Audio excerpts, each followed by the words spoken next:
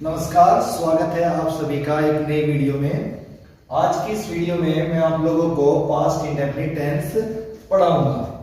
Past indefinite tense की अगर हम बात करते हैं तो इन वाक्यों की, अगर हिंदी वाक्यों की हम पहचान की बात करें तो इन हिंदी वाक्यों के अंत में ता था, ती थी, ते थे या आ, ई, ए की आवाज ध्वनि सुनाई पड़ती है आखिर में।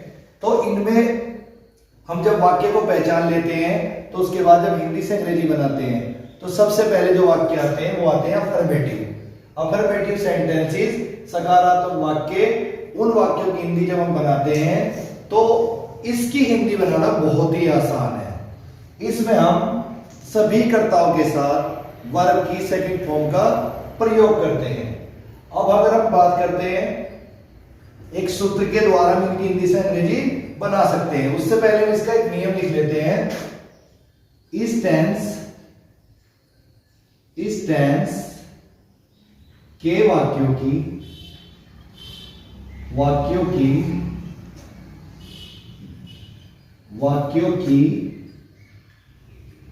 जब हम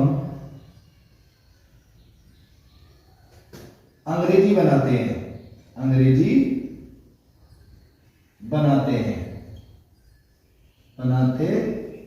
हैं तो हम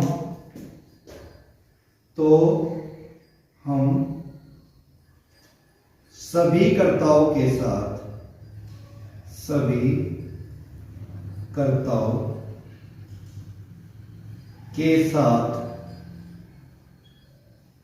साथ V2 का प्रयोग करते हैं। V2 का प्रयोग करते हैं।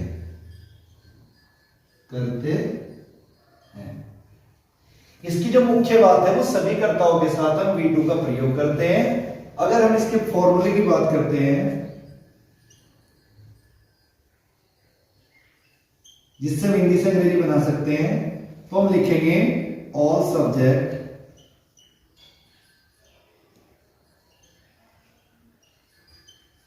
सभी कर्ता प्लस V2 वर्ब की सेकंड फॉर्म प्लस ऑब्जेक्ट।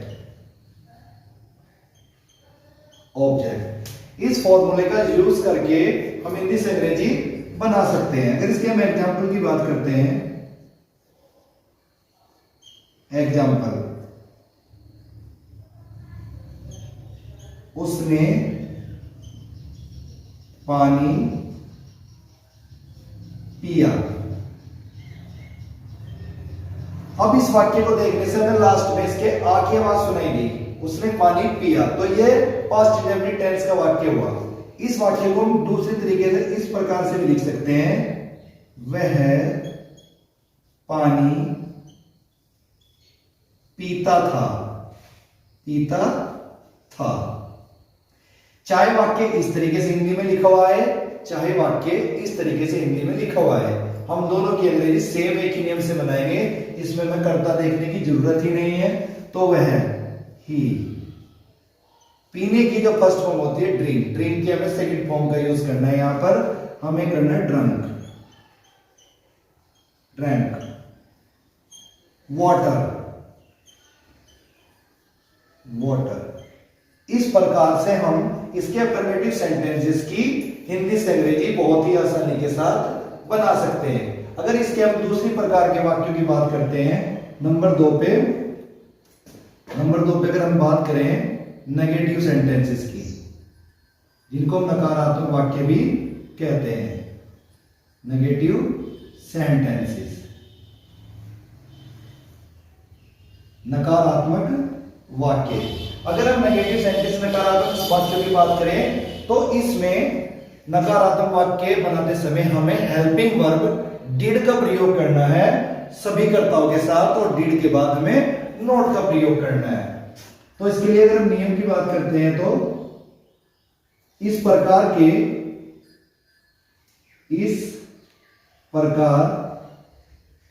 के वाक्यों में हम हेल्पिंग वर्ब डिड का प्रयोग करके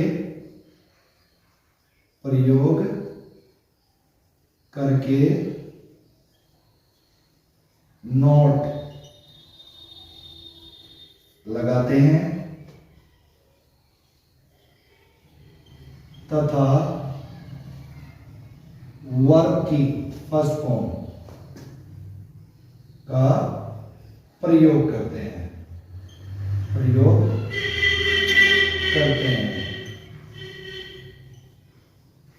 जो इस टेंस के नेगेटिव सेंटेंसेस हैं उनकी जो मेन चीज है, सभी कर्ताओं के साथ हम हेल्पिंग वर्ब डिड का प्रयोग करेंगे और नहीं के लिए नोट का प्रयोग करेंगे और V1 क्रिया की प्रथम अवस्था का प्रयोग करेंगे। इसके अगर हम फॉर्मूले की बात करते हैं,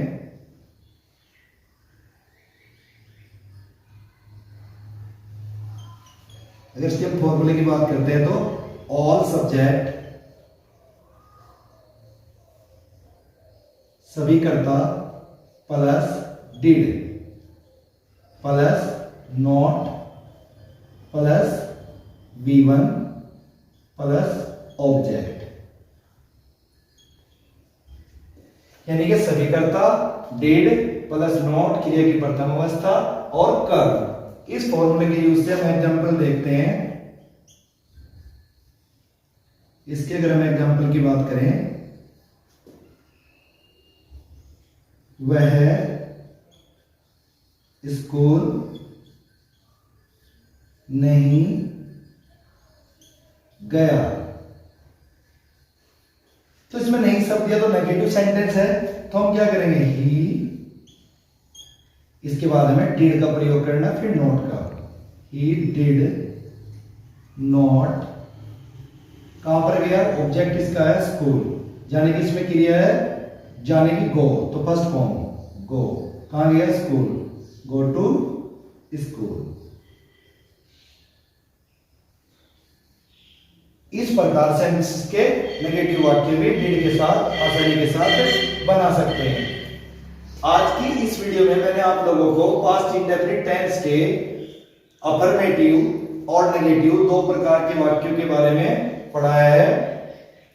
अगर अफर्मेटिव की बात करते हैं तो इसमें हम कोई भी हेल्पिंग वर्ब यूज नहीं करते, हम वर्ब की सेकंड फॉर्म का प्रयोग करते हैं। और अगर नेगेटिव की बात करें तो इसमें हेल्पिंग वर्ब डिड का प्रयोग करते हैं और वर्ब की फर्स्ट फॉर्म का प्रयोग करते हैं। इसमें सभी कर्ताओं के साथ ये नियम लागू होते हैं। इन प्रकार से इस नियम के अनुसार और इन फॉर्मूलों का यूज करके हम हिंदी से अंग्रेजी बना सकते हैं। धन्यवाद।